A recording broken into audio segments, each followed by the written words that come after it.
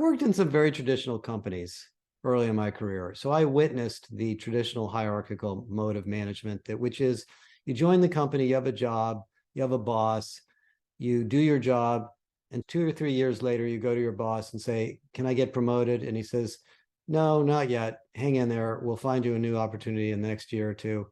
And then you wait your turn. And then when the next slot opens up, you get promoted, you get a 5 or 10% raise, you get a new title, and you have a slightly different job, and you just wait. And it was called the cradle to grave, pre-hire to retire talent management model. And everybody was fine with it in the 70s and the 80s. And then, of course, everything got disrupted by the internet. And so those companies started to fall apart. They couldn't move fast enough. They couldn't adapt fast enough. I witnessed it at IBM. Obviously, GE had tons of problems like this. I could go company after company. And we realized that the great companies were just operating differently. They were moving people into new opportunities faster. They were reorganizing faster. They were willing to shut down or divest of something that wasn't working, but keep the talent and keep the skills that they had, not just lose all the people. And they were essentially operating in sort of more of a professional services model where every human being is not a worker, but is an asset. And that every person in the company is an accelerating, increasing asset that can do many, many things, just like we talked about in the beginning of our conversation. So if your business unit gets shut down, you may actually be a great asset in a different business unit before you get laid off. So all of these things were going on. And then our company got bought by Deloitte, and we started doing all this work on digital transformation at Deloitte.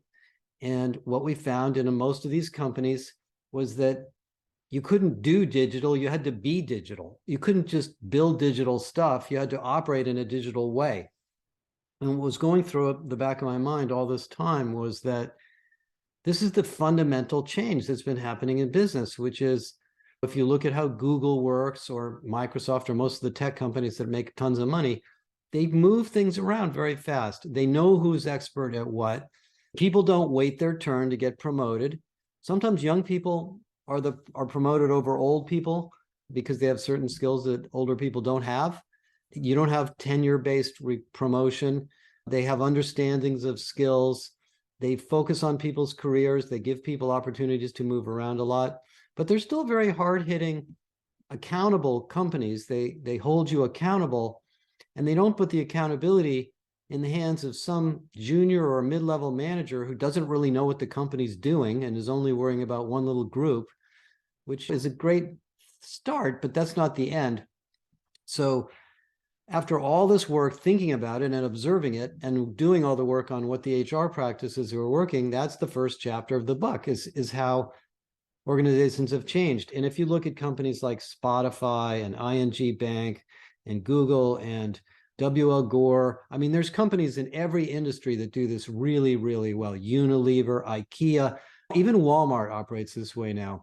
If you don't understand this idea, it's easy to go back to the old models of HR and old models of management, which don't seem to work very well. And the pandemic, of course, even accelerated this because once everybody's working from home, it doesn't matter who you work for at all anymore.